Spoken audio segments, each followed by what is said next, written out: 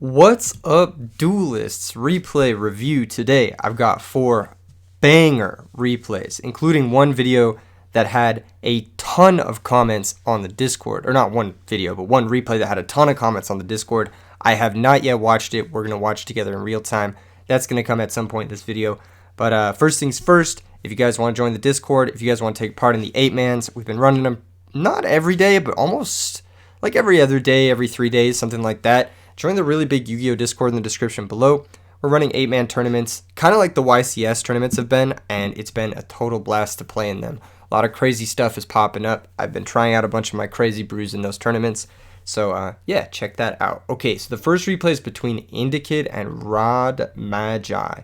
So I think that this matchup is Vayou Turbo versus Frogs. I'm pretty sure. Yeah, it's Vayou Turbo versus Frogs. So Rod Magi is playing Frog Hero, and Gigachad is playing Vayou Turbo. These two decks are really popular right now. A lot of people think that Frogs, especially Frog Hero, beats Vayou Turbo. A lot of people think that. I'm more on the fence that Vayou Turbo should beat Frogs, but I'm also pretty biased against the Frog deck in general. I personally don't have a lot of issues playing against Frog decks. I only lose to them like every so often, and like when I do, it's like they have the perfect hand. And if they don't have the perfect hand, it's pretty easy to pick apart their deck because they just don't play that many back row cards, basically. So I think that normally the Frog decks are a pretty easy matchup for the Vayou deck. That being said, Miracle Fusion into Absolute Zero is good against everything. It's like just straight up good against everything. So I think if he's able to stick in Absolute Zero, it may be difficult for the Vayou player to win. Okay, and then, I don't know. I think there's also a couple of things the Vayou deck can do like a little differently. Like if they're playing Elfin the Raven, that helps a lot in the matchup. If they're playing Triple Greffer, it can make the matchup a little easier. How many Pulling the Rugs they're playing, etc. can make the matchup easier. It just depends. It also depends on the draws a lot. Like if you open up a bunch of Pulling the Rugs and Royal Oppressions and your opponent has like a Unifrog Duplock start, you're going to cry. So, yeah, it's going to be an interesting match, to say the least. So it starts off with Gigachad going first. Gigachad, a longtime fan of mine, honestly, like to the point where it's like, dang, he just really likes me. Like, honestly, I think Gigachad, you know, he has, it's like almost an obsession. No, I'm just kidding. He's a homie. He fucking he's really good. He got second place at the World Championship of Edison last year, RBET Rulers. He's one of the strongest players to ever do it. I gotta put respect on him, even though he is motherfucking Canadian. Yeah, so here comes Stratos. Search, I think, Malicious Edge. Ryko gonna pop the Stratos and mill 3 cards. Stratos is so broken. It's just a free +1 here. And Gigachad doesn't get a good mill. In fact, it's quite a bad mill. Obviously, you don't want to draw the Dust Tornado, but you would have loved to draw Card Trooper or Dark Arm Dragon in this matchup. Those are both very good cards in this matchup. So, yeah. Ryko goes down, Dark Greffer hits play, and now you get to see where this deck kind of shines, kinda. Greffer can pitch the Vayou, can pitch the Necro Gardener. Is there a Sirocco down? No, there isn't. Okay, you pretty much have to pitch the Vayou, I think. Gonna pitch the Sirocco to special the Greffer. That's a bit of an overcommitment. I probably would have saved it. So what I was thinking is you summon Greffer, you pitch Vayou, you send Sirocco, or you pitch Vayou, you send Vayou. But I think send Sirocco is better. And then you just attack with the Greffer. And then next turn you can normal Sirocco, special Armed Wing, and then pump, attack, and you have Burial. I think that that's just a better way to approach this match. Because if he has like Gores, for example, which is kind of what he's representing, and also, you know it's Frogs because no other version of this deck plays Malicious Edge besides like the evil hero version of the deck, which also plays Gores. So you should be aware of that. Yeah, it's most likely Frogs because he searched Malicious Edge. You should know that, and you should just attack with the Greffer here and then set up for the Sirocco plus Armed Wing 4300 push with the Burial. You can actually do even more because if you Burial the Vayou and the Sirocco, you can get a 6600 Sirocco, which is game directly, but it's not going to be game because Dark Greffer attacks for 17, drops him to 63. So Sirocco plus double Armed Wing pump is game, but you'd have to somehow figure that game out. I don't know. I don't know. I like keeping the Sirocco in hand, but that's just me. Anyway, here comes the Vayou. Bring out the Armed Wing. Stack for Plague. This is very aggressive. Very, very aggressive. Attack for 17. Attacks for 400. Attacks for 2300. Makes Yugioh Guardian or Dark End. Main phase 2, but you had to know Gores was there, right? Like, you just had to know. And here comes Caius, and it all falls apart from here. Gores is really good against these types of hyper-aggressive decks that don't necessarily have great effects in the main phase 2 and don't necessarily have the strongest monsters. Gores is insane here because it just puts up a couple of bodies. One of them you can use for Caius, and that'll just rip this whole situation apart. This just targets down the Yugioh, and all of a sudden you're just dead lost to the Gores that's in play. Yep, Chain Bottomless, but I mean, you have 2 cards to 7, or to 6, my bad. 1 card to 6 now. It's Jover. It's pretty much Jover. Here comes Burial. You also stacked for Plague, but the Burial's not going to be anywhere near good enough. You make Armed Wing. You stack for Plague, make Dark End, pop, attack for 21. It's just all scuffed, you know. If you attacked with the Gores or the Greffer, let's say he dropped Gores, at least on this turn you would have had, you know, Sirocco plus all the other stuff. You wouldn't have been draw locked by Plague. You would have had so many options. I think that after seeing them search for Malicious Edge, you should have played it more cautiously, or Indicate should have played it more cautiously into Gores specifically. Anyway, Deep Frog's the draw, but it doesn't really matter. Ramage tries to special summon this in defense. You have to summon it in attack. It says in attack position. Chet, just kidding. It doesn't matter because he sacrifices it. Indicate says I miscalculated. Yeah, by like a lot. Scrub. Anyway, no, I'm just kidding. The only reason I'm talking like this about Indicate is because, you know, we're boys. We're boys, all right? I want you guys to understand that. If I catch any one of you motherfuckers calling Indicate a scrub, well, I'd probably say, you know what, you're kind of right. But then I'd also get mad at you for talking shit about my boy.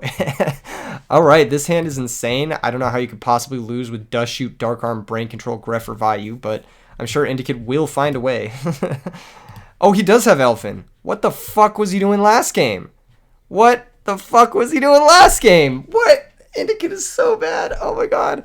Elfin is the sauce, by the way. I actually think this card is very good. I think it's very slept on. Very, very slept on. Anyway, sets the Trap Dust Shoot. Here comes the E-Call. He waited on the Dust Shoot. That's genius. That's actual genius. That's some Indicate level play right there. Either that or he had like a brain malfunction, and then as soon as the E-Call resolved, he was like, oh shit, I better Dust Shoot. Takes the Stratos and sees Fader, Trag, sub. So not a great hand to face down if you don't have Dark Arm, Brain Control, Caius, but he has the absolute nuts. I mean, like, you can't really stack a better hand with Vayou than this deck. Like, you really can't. Like, that's just the best.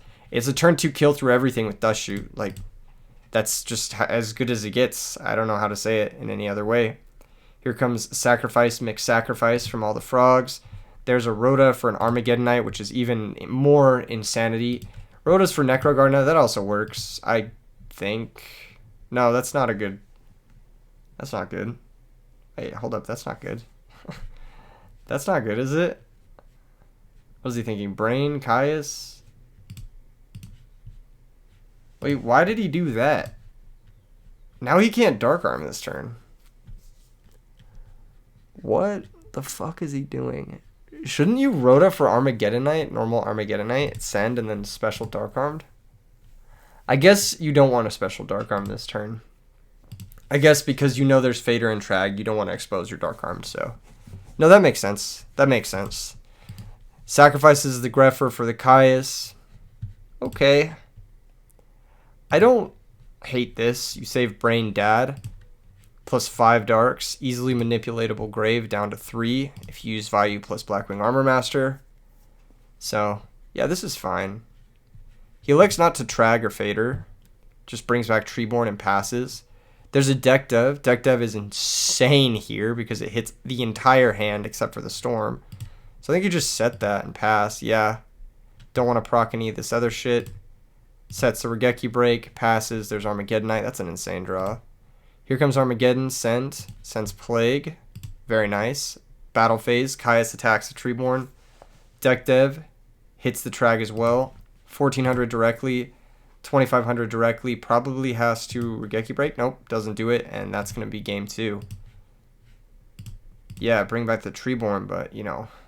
Yeah. Yeah, that's nasty. That's nasty. That was a nasty game. He won without even ever having to use Dark Armed or Brain Control. That's kind of why I think this matchup is favored, just because, like, if you have, like, a Froggy draw where you don't have a Monarch, you just lose. Like, straight up, if you miss on a Monarch, like, they kill you in, like, 2 turns. And you have to take a full turn off to start with a Frog. So if you're going second, for example, you're already behind a turn on board, and then you have to go behind another turn to lay your Frog. It's a really bad matchup in that specific instance. That being said, this hand... Oh, this hand's a mess too, actually. He doesn't have Frog access. Ooh, yeah, this hand's not good. He has to top deck Frog access. He kind of did. Deep Frog's like a jank way of finding it, but it works. Turns on the Junk Synchron if it doesn't get banished. This hand is... not good. Not good. Yeah, I don't know what to say about this hand other than it's not good. You're forced to set Raikou, set these two. Nope. Just set Vayou. Weird. I probably would have set Raikou. But maybe he was baiting a Regeki break. Anyway, just passes the turn. Here comes Vanities into that Regeki break. Yeah, I don't know about this. I'm gonna be honest, I don't know about this. You let this attack go through. Search swap. Perfect. Good play from Rob Magi. Picks up Miracle Fusion, and that's a huge bomb because he's got 2 ways to clear that oppression, and he's got Miracle Fusion. So, yeah, it's probably gonna be game shortly here. Now he had a couple of plays. I think actually Pitch Ocean. Oh, he couldn't do that unless he Regeki breaks. I was thinking you could Regeki break, pitch one of your dead spell and traps. Pitch Ocean, special Swap Frog, send a card, normal Junk Synchron, bring out a card, make Junk Warrior plus Absolute Zero. Is that game? I don't know if it's game or not. I don't know how strong. So Swap Frog's 1,000, Absolute Zero is 3,000, so that's 4,000. And then what is Junk Warrior's text? I don't know what the fuck that card does. Hold up, I'm gonna look that card up real quick. I'm gonna look that card up. I don't know what Junk Warrior does. Spoiler alert, you're gonna see the deck I was playing. But yeah, Junk Warrior. What does this guy do again? When this card is synchro summoned, it gains attack equal to the attack of all level 2 or lower monsters you currently control. So it would gain the attack of the Swap Frog and go up to 33, so it'd be 73.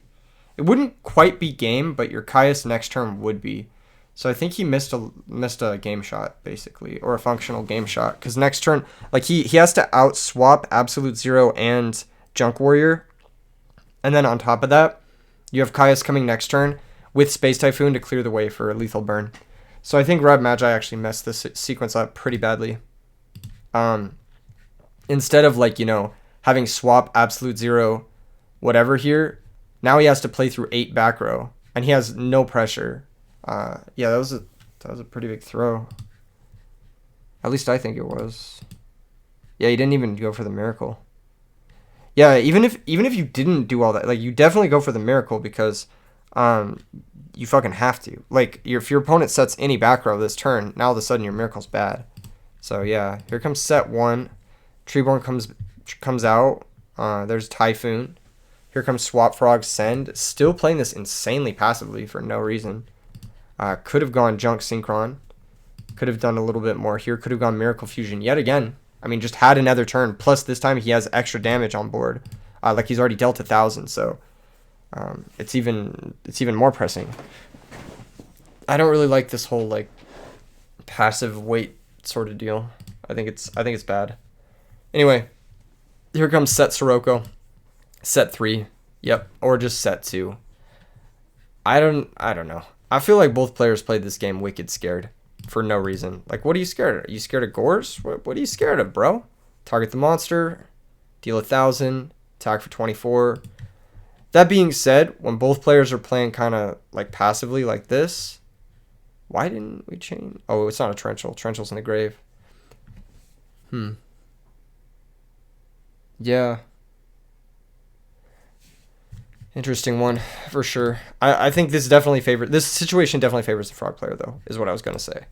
Basically, like, if you get into these, like, both players are playing timid, the player who has a spammable +1 every turn that deals a shitload of damage is going to win. Also, he has ahead, like, 1,000,000 life points. Raikou is really bad in this matchup. In general, if you don't have rugs. And D Prison's also an exploitable weakness. D Prison's good in this matchup, but it's exploitable if you have too much of it with the Raikou as well. Here comes Return. I don't know why he didn't banish the Caius. Because Crash Caius, then he can at least special the Dark Armed. I guess he maybe thinks he needs to sack for Caius to like stabilize. Vayou activate, bring out Armed Wing. Here comes a Dust. Here comes a Gores. Caius can attack over the token, but then you have to deal with the Gores. You do have Raikous to deal with the Gores, but yeah, Rob Magi could have won this game 18 times over by now. He just played it scared for no reason, I don't think. Here comes Goyo. That's going to get oppressed. Here comes Miracle. That's going to be game. So, yeah. Easy clap. Then they decided to rematch because Indikid was salty. Knowing Indikid, he was upset. He was very angry with himself. He looked back into the past and he was like, what is my problem? Why am I Canadian? Anyway, Rob Magi starts off the match. His opening hand is pretty fucking crazy. He has Dust Shoot 1-for-1 Miracle. I mean, this is like best possible hand. Just don't fuck it up. Just don't choke, you know? Grab Substitute. Summon Substitute. Weird. I would not have pitched dupe. I would have pitched swap. Because you want to end on double dupe. Yeah, this is like just a mistake. Yeah, this is just a mistake. You wanted to end on double dupe there. And you can very easily do it because you just grab a swap frog and then you bounce it and you normal summon the last dupe. Yeah, mistakes were made. Mistakes were made. Here comes Set Raikou. Treeborn's coming back. Set Regeki Break, pass the turn. This is a mistake too. You should normal summon Swap Frog, bounce the Treeborn Frog. It gives you a free discard for the Regeki Break. So second mistake from Rob Magi here. Yeah, it's a build your own Sinister Serpent trick that Roundneck showed us like 2 years ago in a video. And yeah, it's how you play these discard traps. You normal Swap Frog. They can't attack the Swap Frog anyway, and even if they could, it couldn't be destroyed by battle because of Substitute. So it's totally safe to sit and play, and you get Treeborn back every turn. You can just bounce it back to your hand. Yeah, it's pretty free. Instead, he's pitching the Swap Frog, so he's losing a real card here that he didn't need to lose. That might end up actually costing him this match, given the circumstance of things. Yeah, like being down a card actually makes your Trag pretty fucking bad too. Gale halves the Substitute, Synchro into Dark End pop the dupe, that adds back the swap. Now you'd have 3 cards in hand. You'd have that extra Swap Frog in hand. You would have been able to bounce it the last turn. Here comes attacks over the Substitute, passes the turn. Yeah, it just would have been a different circumstance. Also, like, had he had double Dupe Frog in play instead of Substitute, it would have been different too. But if he was going to end on sub-dupe, then his game plan should have been utilize the Treeborn Frog as a build your own Sinister Serpent. Set D Prison, pass the turn. Typhoon in this matchup is pretty bad.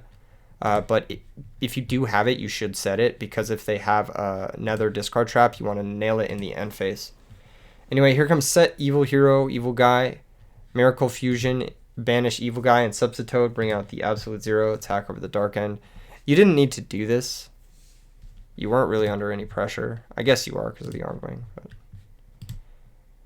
yeah, that's a fine trade because you're going to lose the Dark End anyway. So it's just a 2-for-1, but the Dark End got its value. It cleared the dupe block.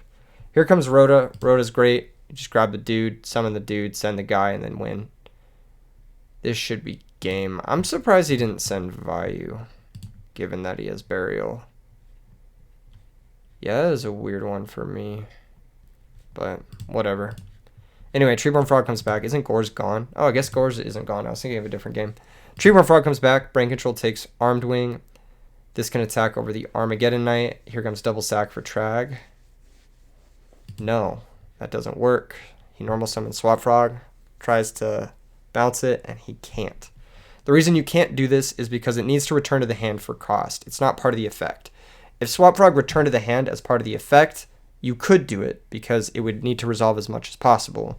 But because it's returning as cost, you can't technically pay that cost, so you can't actually activate it. It's a weird sort of circumstance where it bounces to hand for cost. That's not something that comes up very often or is seen on many different cards. But because you can't technically pay the cost, then yeah, it does complicate things. Obviously, that Brain Control was totally wasted. Rob Magi would have loved a double tribute for Trag there. He's going to stack for Plague. Plague's going to come out. Here comes Colossal Fighter. Burial's going to happen. He's going to stack for Plague again. He's going to play into that Trag, but it doesn't really matter because he's forced to play it. He attacks over it. He knows the last card is Swap Frog, and this is just an easy win from this point. Thought Ruler attacks over the sets. Gain 15. Attack over the Treeborn. Pass the turn. Gores is found. Set. Attacks over both. Here comes Junk Synchron. Makes Goyo Guardian. Attacks over the Archfiend. And this is where things get dicey. Typhoon plus Storm were stacked for Plague. So he drew 4 brick draws. But even through 4 brick draws, like his position's not that bad. He still clears the board. And this is a lethal attacker that can't be outed unless Rob Magi top decks something this turn. Which he does. But that something is not good into return. So yeah, return is going to close this one out. Yep. Easy stuff for Indicid. I do think, like I said, I do think most of the time the matchup just kind of like happens like this, where you just present like 3 or 4 threats every single turn. And because they're always behind, because they always had to take that turn to set up the frogs, it's bad. I wonder if Rob Magi could have played this game differently. I mean, he obviously could have in several different circumstances, and I wonder if those would have added up to a better chances for him, basically. Yeah, the return is just going to be game, because he can make Black Rose and then Armed Wing attack directly for game through Gorse, or Silverwind in this case. Game 2, things get better for the Vayou deck because they have the sideboard hate, and they also can take out the dead stuff like Typhoon and Heavy Storm. Here comes Pitch Special Swap Frog. There's no reason to do this. Send Swap Frog. No reason to do that. Just normal the Swap Frog. Send the Treeborn, the second Treeborn, and bounce your Swap Frog. Keep the other Treeborn in hand. You might end up needing that card later on for a Pitch Special Swap. Here comes Card Trooper Mill 3. Now you're just down -1 for no reason. Also, if you're playing the discard traps, which Rod Magi definitely is, having extra cards in hand is always a good thing. So Pitch Special Swap is pretty bad, and then on top of that, he didn't re-normal the swap. Like, you didn't normal summon this turn. You can normal it again, send another card. You can normal it, send the other Treeborn, make sure it's in the grave. Maybe you want to play around Soul Release, sure, but like, if that's the case, then you should keep the other Treeborn in hand. It's much better in hand than it is in deck, if that makes sense. Passes a turn. Here comes Caius. Caius target the Card Trooper. I would not like to do this. I would definitely like to enemy controller, take the Card Trooper. You have double enemy controller. Here you're just kind of like throwing away your entire hand into Torrential. Either that, I would like going bring back Treeborn, special or a normal Swap Frog attack of a Card Trooper, but that's liability because Vayou and Plague are in the grave, which means he can special summon the next turn and potentially Caius your Treeborn Frog. So I do like enemy controller, maybe taking the Card Trooper going from there. It's going to banish the Card Trooper though. Caius is going to run into Deprison. No. Why didn't he deprison that? Is there a reason why he didn't deprison that? Maybe he's thinking he'll Goyo take it? No, this is very bad, because you know he has Swap Frog in hand. This is very bad. He should have 1000% deprison there. That was a mistake. Armageddonite send Elfin the Raven. Here comes Armor Master. Yeah, that was... I mean, like, this is fine, but... If Rob Magi was playing the game like he should have been, he would have pitched Special Swap, bounced the Caius. Yeah. This game is scuffed. Holy shit. This is a sloppy game. Hey, man. Anybody can top these days. Anybody can top in RBET worlds. No, I'm just kidding. Enemy controller, take the Armor Master. These games are complicated. I'm not saying they're not complicated. And it's obviously easier to point out mistakes when you're watching something in hindsight, like this, and when you're not invested in the game, and when you can see both players' hands. I mean, like, I have perfect information right now, so I'm like, oh, obviously you should do this, obviously you should do this, but it's not obvious. Even though the last turn it was 1000% obvious you should have deprisoned, because in the case of another Monarch, or in the case of whatever else, like, you definitely want to use that deprison. What are you holding the deprison for? Next game? Like, come on. Anyway, here comes the Substitute activations. Here comes Cyber Dragon. Here comes Sacrifice for Caius. Here comes Stack for Plague. Make Dark End, I'm assuming. Yep, pop the other dupe. They add back the swap. Burial, going to return the cards. Going to go ahead and bring out the Silverwind. Attack for 27, attack for 21. Battle Fader gets activated. You'll notice that Deprison still hasn't been used, Kappa. Here comes Enemy Controller, take the Dark End. Dark End, pop the Silverwinds. Go ahead and sack for Caius. Target the old Deprison, chain Torrential. That is embarrassing. Yeah, and he also would have been dead had he Deprisoned that Caius, so... Yeah, fun stuff. But the game goes on, as we see, because... people don't want to use their trap cards when they're at their best. Double bounce. Here comes a lure. Draws into some sauce. Return is obviously insane. Stack for plague. I can't do that, right? Why can't he do that? Said, my bad, that was like a check for Crow. Wait, why didn't he? Oh, he thought he had Flamvel Urukizis. That's why he was doing it. He doesn't have Urukizis in his extra deck. Okay, that makes sense. Yeah, I was thinking that wasn't game, but whatever. Anyway, set comes for the Typhoon. Should have just Typhooned the back row, honestly, at this point in the game because his opponent's top decking. And yeah, return's going to do it. Banish, banish. Attack. Attack for 25. And that's going to be the match. With a bunch of frogs in hand, you fall to the Blackwing monsters. That's how it goes, usually. You don't draw enough Monarchs. You don't fully utilize the 2 swap frogs to bounce that Caius. And you don't get enough activations out of them. Yeah, I think this game was sloppy from both players. Both of these matches were sloppy from both players. But it's good to watch games like this because it's like these are the matchups that people talk about. These are the matchups that like, you know, like people are forming opinions on right now. And even my own opinions, like the metagame is still so young, and the game itself, the format itself is still so young in terms of like our hindsight knowledge. It's really interesting to think about how like this matchup, you know, so many people have like these opinions. They're like, oh, like Frog definitely beats Vayou, or in my case, I'm like Vayou definitely beats Frog, but it's really hard to say. If anything, we should be looking at the games where Vayou does win and the games where Frog does win. And the games where Frog wins is the games where like the pace is kind of slowed down. The Monarchs are able to do their thing. You draw enough of them to do their thing. You get to resolve an absolute 0. Those are the games where Frog does win. And the games where Frog does lose is they draw a few too many frogs. They're always a turn behind. They're always trying to come back. They're getting hit every turn. They're bleeding life points as it goes. So if you understand the games where you do win and the games where you do lose, then you can maybe just focus on the games where you do lose and try to improve those, because the games that you do win, you're winning those anyway. So like, let's say if you want to improve the speed in the Frog matchup, maybe you're considering like, okay, so how can I get Treeborn in grave while also making a play in the same turn? What is something I could add to my deck to make that happen? What's a way I can get Treeborn in the grave, like with maybe Quick Draw or Foolish Burial or with a Raikou Mill or something like that? What's a way I could speed up my deck in the later turns, like by adding special summons like Deep Sea Diva or Junk Synchron or stuff like that? Like, how do I speed up my deck? Or how do I come back from these games where I'm behind several turns? Like, do I need to play more Battle Fader? Do I need to play more of this, more of that kind of thing? And then the Vayou deck, like, you got to think about, like, how do I get those turns where I'm ahead? How do I buy that extra turn? Do I play Pulling the Rug? Do I play, you know, like, Lightning Vortex, ways to clear the dupe frogs out of my way? Like, or do I just naturally do that with my engine? Do I ignore the dupe frogs? Do I try to focus on Mask of Restrict maybe, or Deck Devastation Virus? Like, what angle do I want to approach this from? It's an interesting thing to think about, and I think it's something that obviously a lot of people are just starting to think about as the format kind of develops into its adolescent phase. It's a cool thing to watch. All right, next replay. This is the replay that I probably clickbaited. This is Welledad versus, I'm not really sure what. This is CK49 versus Stango. Stango is playing frogs. Okay, so it's another junk frogs versus Welledad. Now, if you look at this hand looks really bad from the Welledad player. I personally don't play 2 Caius in Welledad, and I also don't play Tragodia. So I don't play these 2 cards. I don't know if they're good or bad, but I just don't play them because the way I like to play Welledad is I like to play all-in aggro, all-in combo, and then just have a lot of gas to be able to go for that OTK. Tragodia and Caius, they're not really OTK cards. They're not.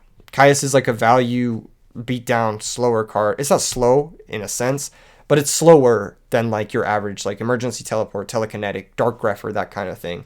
And Tragodia, it's very reactive. It's one of those cards where like it's more active than Gore's, but because you could do something like summon Krebins, attack into a hamster, drop Trag offensively like that, but it's still a little bit reactive. It's not a bad card by any means. It's one of the best cards in the format, so it's not necessarily wrong to play it, but it's a card that I don't play, so we're going to see if this adds up right. Treeborn access is found via literally Treeborn. I think you just probably set a card and pass here. Maybe set 1 pass.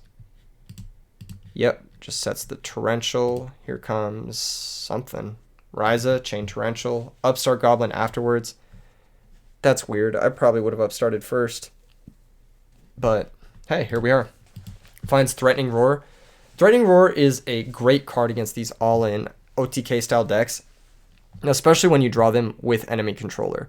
Threatening Roar with enemy controller and Treeborn Engrave is like kind of the trifecta. That's what you need in order to come back from a turn like this, along with a Monarch, of course. So it's kind of like a four card, 4-piece sort of deal. But like once you have that, you're pretty safe from just about everything. Anyway, passes the turn. Second Malicious is drawn. Unlucky, but Plague can always unbrick these later in the game, and you're not really under any pressure. Doesn't need to set the Solemn quite yet. You don't really want to pay 4,500 for this if you can avoid it. Here comes nothing, just doesn't bring back the Treeborn. Draws Plague, and that's kind of perfect. You can end phase discard Mally, somehow get your Plague in the grave, and then stack the other Mally and go for a synchro play.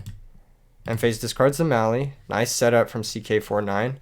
Brain control the draw, so again, just a very insane hand with double Threatening Roar, double Monarch, double Steal effect, so easily can come back from 2 OTK pushes, but is not really applying any pressure. So just sets the Threatening Roar and passes. Krebin's the draw. Krebin's is a good draw because I think it's like the first thing you can just like normal summon and attack with, and that's exactly what's going to happen.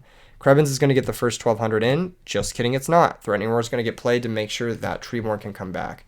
Might have been a bit of a preemptive Threatening Roar set, but you have 2 of them, so it's fine. And you would have had to discard if you didn't set it anyway, so you might as well set it there and then just, yeah, recognize that sort of situation.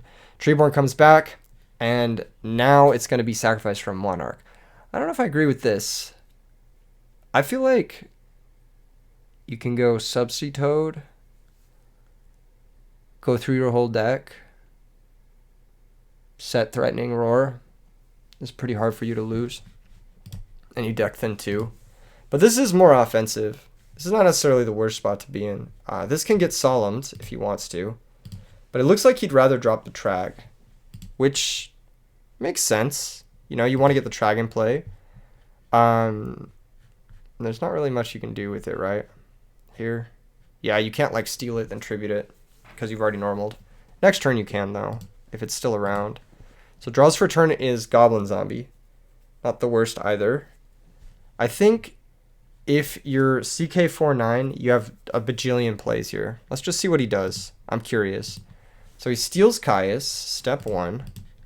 Interesting that he would steal Caius. Yeah, I guess that makes sense. You need to get the Plague in the grave to unlock the Malicious. Activates level 6. Synchros with Tragodia to make Thought Ruler to play around enemy controller and brain control. Now activates Plague, stacks the Malicious, uses the other Malicious to unbrick the other Malicious. Synchros here into Stardust? No, Colossal Fighter. Okay. I would have probably made Stardust, but I guess you have Solemn Judgment, so that's okay. Gonna Solemn the Threatening Roar, and that's game, right? Yeah, that's 8,000. No, it's just shy, right? Are there any warriors? Oh, there is. There's one warrior, so it's exact game, right? 29 plus 27 is 66, plus 24 is 8,000. Wow. Beautiful game from CK49. Able to play through an unbricked, or through a bricked up hand. Tragodia definitely showing its strength. Obviously, you don't want to be drawing double Malicious, double Caius in anything, but looks like Tragodia definitely carried its weight in that game, so maybe it's something I'm going to consider in the deck moving forward. Tragodia is definitely one of the best cards in the format, so like not playing it in a deck, you kind of need a reason not to play it more than you need a reason to play it, if that makes sense. This opening hand is equally kind of bricky. You don't really love Stratus Malicious, but it just means your Plague's going to be free later on. So if you go for the Goblin Zombie E-Telly play, you're going to search for Plague with this hand, usually. Okay, Swap Frog gets summoned. He has Threatening Roar, he has Dust Tornado.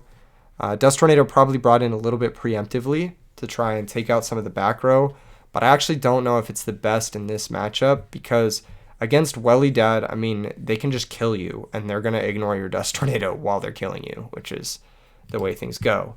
Doesn't bounce the Swap Frog, elects to leave it in play, and sets the Threatening Roar early, which is really interesting. I think the play here is go Goblin Zombie E-Telly. Yeah, normal summon Stratos is okay, but I think Goblin Zombie E-Telly might have been a little bit more proactive. No, I guess you save the E-Telly. Well, because like if you go Goblin Zombie E-Telly, it's forcing, right? It forces him to play a Monarch and play into your Trag.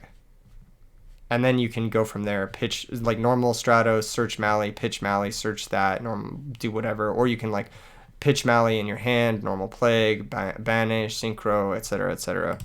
I think going for the synchro might be a little bit better here.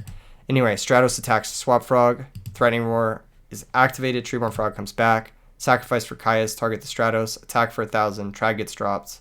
Here on the 1,000, Swap Frog bounces the Caius, smart play from Stango, but he needs to somehow do something about multiple threats now, and there's only one Caius, so we'll see. Yeah, maybe a little bit preemptive on the Caius. Might want to do the Substitoad stuff first. I'm not exactly certain if going for Caius there is the best play. You kind of want your opponent to overcommit into a Caius. You'll answer Stratos naturally by battle. You want to get something a little bit more high value out of this guy with your normal summon. Tragodia, plus if you set up the Duplock, you're like forcing him to go for a Bionic push, and then you have Battle Fader into Caius for the reversal. Trag is going to attack over the Swap Frog for 2,600. And then Goblin Zombie is going to get set. That's probably fine because Caius has to target Tragodia. Yeah, and now you draw the Dupe Frog. So yeah, I think last turn Substitoad was definitely the play and not the Caius. But that's just me. That's just me. Here comes Caius, target the Tragodia, banish, deal 1,000, attack the Goblin Zombie. And this can search you Mizuki, so that when you do go for Bionic here, you can pitch something that's decent. Evil Guy, Infernal Prodigy in hand means... Wait, can you win this turn? Hold up. Evil Guy, special, normal Goblin Zombie. No, you can't do that. Okay. Evil Guy, special. You might be able to win this turn. Hold up. You might be able to Colossal Arm. But I'm not sure exactly how to do it, because you only have... Armageddon, Send Plague. No, Armageddon, Send Plague wins. So it's special Evil Guy, E-Telly Krebens, Armageddon, Send Plague. No, that's not quite it. You need Malicious Engrave too, don't you? Man, if he had Dark Grepher here, it'd be so much better. If he had Dark Grepher here, he would just win. Straight up. DD Crow's not bad, because he only has one Treeborn, because he didn't go for the Substitoad stuff. But in general, I don't like siding DD Crow in this deck. I think it's low impact. Yeah, if he just had like another extender here, he could find the Arm Colossal OTK, which is the only reason you play this. So you need like Grepher to play this card, I think, because you just need to be able to extend into that combo. I wonder if you could do something else to make it work. I guess we'll find out. E-Telly for Krebens. Normal Armageddon. Send Plague. Okay. Synchro into Bionic. Bionic, pitch Malicious, bounce. Evil Guy. Oh shit, I didn't even think about this. Bounce your own cards. Special Evil Guy. Oh, that's so fucking cool. Okay, yeah. Yeah, that ended up working out well. He goes ahead and synchros into Armory Arm, and then stacks for Plague, and synchros into... Wow, I didn't even think of that. Bionic, bounce your own cards. Heads up play. Heads up play from CK49. I guess that's why everyone was popping off about it, because he found the Arm Colossal OTK in that hand. Yeah, I wasn't seeing it. That's pretty cool. That's pretty cool. I actually really liked it. This line was nuts. Yeah, that was really cool. Welledad, very powerful deck. Very powerful deck, especially when you're playing like that. Holy shit. That was awesome. This is a tournament replay, by the way. This is from RBET. He did this in RBET, which is... That's impressive. To see something like that in a tournament, that's some solid gameplay. And the last replay I want to show you is one of mine. It's a meme replay. It's me playing a meme deck versus a meme deck, but some people like this shit, so we'll take a look at it. And there's actually two really cool things that happen in this game that I want to highlight. So I'm playing Macrocosmos, which is the list that I had pulled up over here. Hold up. I'll pull up the list. Yeah, I'm playing Macrocosmos. This is my kind of go-to meme deck for Macrocosmos for anti-meta. I play 2 Banisher, 3 Macro, 3 Defissure. You can play double Trap Hole. It's like playing 4 Bottomless. It's pretty good, actually. Double Road, 1 Breaker, 1 Grand Mole. Pretty standard stuff. Just a lot of power cards. Sideboard the Jar. I feel like you could main the Jar too over the Mole. Like just those are pretty interchangeable. Sideboard pretty straightforward. Nothing too crazy. DD Survivor is like ultimate value if you can stick one of these. So yeah. That's my deck, and my opponent's playing Gemini, which is not a bad deck because Gemini Spark is such a good card, and Supervise is also a really good card. But we're going first, and we have a really good hand. We have Dust Shoot plus Road plus Fissure. So yeah, we're going to set them all. I'm going to Dust Shoot my opponent, and they're actually pretty resilient to Dust Shoot here. Their hand's pretty fucking good. They have Deep Prison, they have Book of Moon, they have Gemini Spark, they have Blazewing Supervise, so They have just about everything they need to play through my hand. Like, their hand beats my hand as it stands right now. So they're going to summon Blazewing. They're going to attack for 15. Nothing I can do. Even if I could, they'd be able to spark, which sucks for us. They just set 1 and they pass. They should have set 3. There's no reason not to. I go ahead and Rhoda, but this was a misplay because I'm bad. I searched DD Warrior Lady. I should have just not Rhoda here.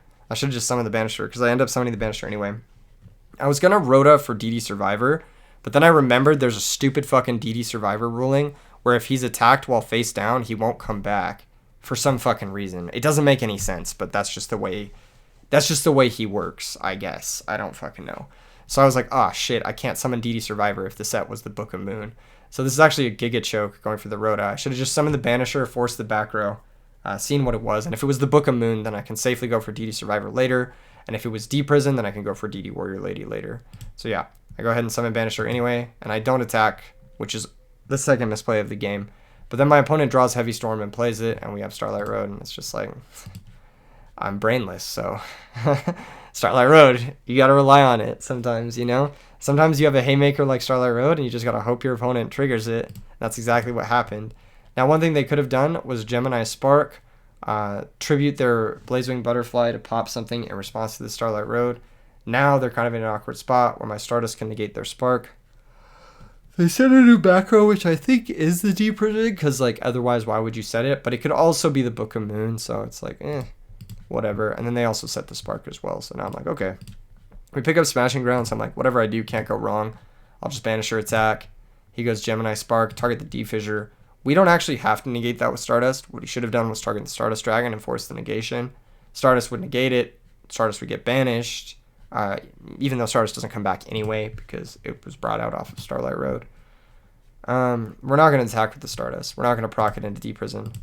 I'm going to attack with the Banisher again, or replay occurs, we attack directly, we attack with DD Warrior Lady for 1500, and then don't swing with the Stardust because we want to play around D-Prison. I just pass the turn. He summons Witch of the Black Rose, and this is the second thing I wanted, or this is the first thing I want to point out in this deck. He's playing Witch of the Black Rose in a deck that definitely has more than 10 spell and trap cards, which means 25% of the time, this card's just going to blow itself up. But that is the most Chad decision. That is the most Chad decision because, like, in the, like, 70%, 60-70% this card actually just resolves, it's really good. It's just a 1700 dark normal summon draw card. Tuner. Which is, that's really good. That's a really, really good effect. So, I'm not surprised to see this card, like, seeing play in this type of deck, or just in general. And it got me thinking, like, there's gotta be like a Chaos Fairy variant, like a Roulette Chaos Fairy variant that plays Witch of the Black Rose and also plays like Snipe Hunter, and then you play like Chaos Sorcerer and stuff. And I was like thinking about it, I'm like, that's probably really good because like turn 1 you can just summon Witch of the Black Rose, draw a card, and you have Herald, you have Honest, you have Christia, you have Trag, Gores, like you have Chaos Sorcerer, you have all this sorts of stuff to back up Witch of the Black Rose. It got me thinking about a deck that could definitely exist with Witch of the Black Rose and Fairies. So I think I'm going to be trying that sometime in the near future. For some reason, I had hardwired in my brain that you needed to be playing like 38 monsters to play this card, but that's just like not the case. You can play this guy with like 20 monsters. You can play this guy with 10 monsters if you really want to. Anyway, it attacks over the Banisher, passes the turn. I just let that happen because I can't stop it. Lol. Here, I just brain control. I make Thought Ruler. I know it's 2 back row, so Thought Ruler plays through both of them. We're able to negate that with D-Prison. And then, yeah, we had a broken-ass draw, and we resolve Stardust, force the Book of Moon, set the D-Prison, pass the turn, he summons, he activates Supervise, he attacks, we D-Prison, and goes to the next game. Which was lit, you know? I love winning. It feels good to dush shoot a guy who's playing fucking Supervise Witch of the Black Rose gamble. Anyway, he goes first, he summons Witch of the Black Rose, and he fucking hits! And I'm like, that's really good! That's so sick! I want to play this card now. This card is sick. I have ultimate rares of it somewhere, I think. It's like one of the nicest looking ultimate rares. It's an absolute power force. And I'm like, wait, I can just play like a gamble deck where I like summon this, and if it dies, like fuck it, I lost. But like I'll take like random 50-50s all the time to play this card. Like this is not a bad card. This is not a bad card. Anyway, he grabs his free +1, sets the back row, and passes the turn. We pick up Morphing Jar, and this is the most disgusting card ever printed. I honestly don't know why the fuck this card was ever legal, because it just reads +5. It just fucking reads +5. I'm like, I'm going to bait this guy into playing in a Morphing Jar. I'm going to set my Warrior Lady. I'm going to set 2. I'm going to activate Fissure. And he's not going to play into Jar. Or he's going to play into Jar. He's going to play into Jar. Because, like, he saw Road last game. I'm going to let this happen. Or, no, I'm going to bottomless this. He's going to chain Spark. He's going to pop my D-Fissure. The reason I did this because I wanted to get the Spark out of his hand before Jar hit. So, yeah, I went for the bottomless on the Gemini. He attacks the DD Warrior Lady. This banishes.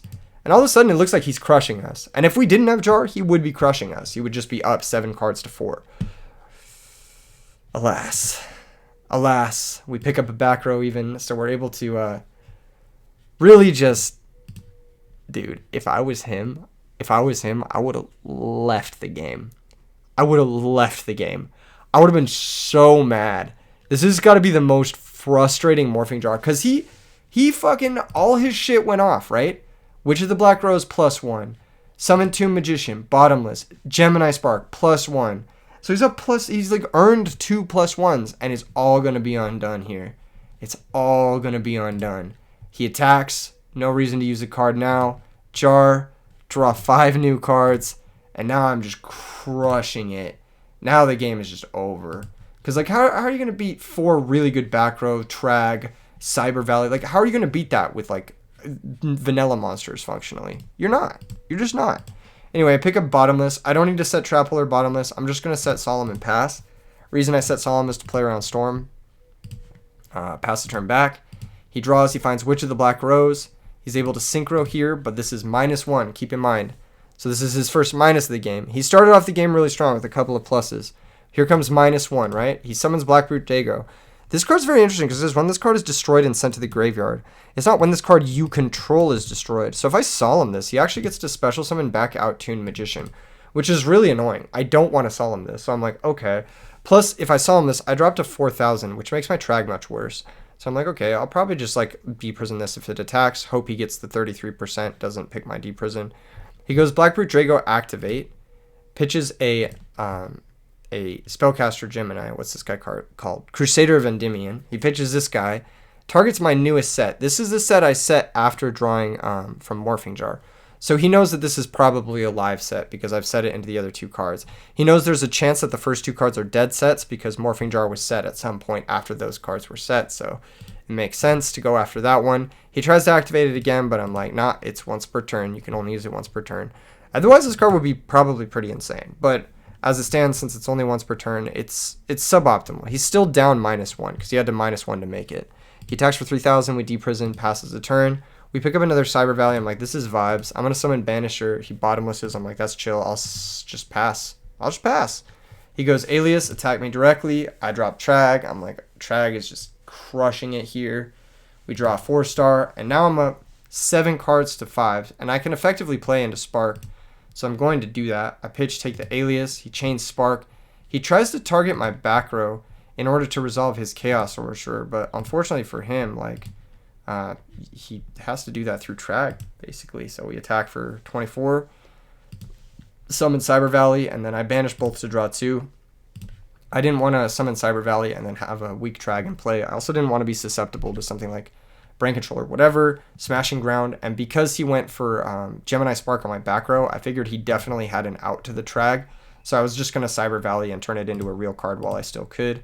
We pick up Grammel, which is pretty good. We also pick up Bribe, so we can set 3. Plus, now that the Trag is gone, I can set 3 without worrying about weakening my own Tragodia. I'm like pretty happy to convert it into a real card there. Here, Dark Valkyria gets summoned. We activate Trap Hole on it because it doesn't put him up to 3 Darks for Dark Armed. I don't know if he's yet playing Dark Armed, but there's a chance maybe. Dark Valkyria also confirms my suspicions that he could have potentially had something to out Tragodia. Dark Valkyria plus Supervise would have been a way to out it, so I kind of have a read that he has Supervise in his hand. We go ahead and normal summon Grammel, attack for 900. This is pretty bad into Supervise, but we can bottomless the normal summon. He finds bottomless, sets that, sets a monster, passes. We pick up Broken Mind Control, steal the Blazewing, flip that, Cyber Valley, banish both, draw 2. And we know this is going to resolve because we have Dark Bribe to protect it, make sure it resolves. We find Trap Dushu, which is just like absolutely insane. But obviously this game has gone just like super in our favor. I mean, we Morphing Jarred into Solemn Tragodia. We found Mind Control at some point with Cyber Valley. We have Trap Dust Shoot the turn it's live. We have Grammel defending ourselves. So yeah, no, it's just like a bunch of power bombs. We attack for 900, but we have drawn the majority of our deck thanks to broken ass Morphing Jar, which is always nice. Attack for 900, set the Dust Shoot, hit him with the Dust Shoot in the standby, and here we take the Chaos Sorcerer because he can't special summon Dark Arm Dragon. So yeah, and he says, I'm going to lose this dog shit because you hard opened every one of. And then I hit him with the line.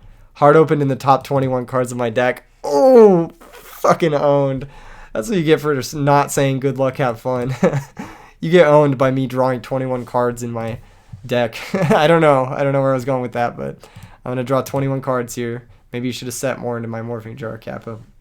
Anyway, he summons Alias, passes the turn.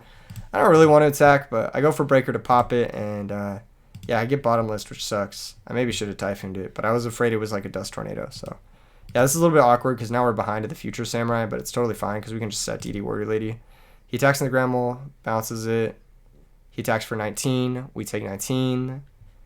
He sets a back row. We end phase Typhoon. We pick up DD Survivor that can run over the Samurai. We use the DD Warrior Lady to trade with the Alias, and we're just crushing. Here comes Samurai. Again, we don't want to Bottomless this. We need to save Bottomless for Dark Armed. We know he drew that Samurai for turn, so he has another one in his hand. Because we saw he didn't shuffle his hand, he attacks DD Warrior Lady. We don't banish. We pick up Smashing Grounds. I said minus 100 life points because I legit don't know this card's attack stat, and I'm not even looking at it. I'm invalidating it in my brain. I summon the Survivor. I attack over it. Attack over the Samurai with the Survivor. I banish the guy with DD Warrior Lady. And now we have Bottomless for Dark Armed. We have Dark Bribe for Heavy Storm. We have Smashing Ground plus Neospatian Grammel to come back. So we're pretty stable here. He goes ahead and sets one, summons Future Samurai. We find Gale. I decide not to play into Mirror Force or Justy Break. We've seen a Justy Break thus far, so I'm like, if he's playing Justy Break, that means he's playing Mirror Force and more Justy Breaks. So there's a good amount of those in his deck. I'm just going to attack here. He has Justy Break, and I'm like, okay. Main 2, I can just smashing that guy. Normal summon the mole and pass. He picks up Supervise. We find D-Fissure. I'm going to summon Gale, attack with both, and then activate D-Fissure. Main phase 2, there's no reason to activate it before attacking. In case he has like Trag or something, he might summon it, and then after we activate D-Fissure. I'm not sure. Can Trag activate under D-Fissure? I don't know that for sure. You can send one monster card from your hand to the graveyard. No, it can't. So yeah, we could have maybe baited a Trag activation. It's forcing either way, but yeah. We activate the D-Fissure, and then Bottomless will destroy anything that could attack over our monsters. That isn't 1400 randomly. He sets his back row. We have Dark Bribe for that, so we just attack with the Grammel. It's D-Prison. I just let it resolve because I'm like, he still can't draw anything to beat this Gale. I'll attack for 13. I also didn't know if he potentially had Trag in his hand. He goes Rhoda here. I let that resolve. He finds Alias. He summons it. We Bottomless. And then he says something very vulgar here. Not vulgar, but very volatile. He says, thinking, not about the game, just about kissing myself. And then I said, don't do that. Also, don't joke about stuff like that. It's pretty serious. Like, it's just a game of Yu-Gi-Oh. Like, I know I say some stuff on the channel, but it's like, I don't know this guy. Like, he's a DB random. So you saying this to me, I don't know how serious you are. This is like over text. I don't know. Don't do that, please. That would suck. Anyway, thank you guys for tuning in. A lot of fun stuff in today's video. You saw a cool Army Arm OTK. You saw a cool Witch of the Black Rose activation. Some cool Macrocosmos stuff, and some really awful Indicate gameplay. Let me know which one was your favorite in the comments below, and I'll see you guys in the next one. Peace.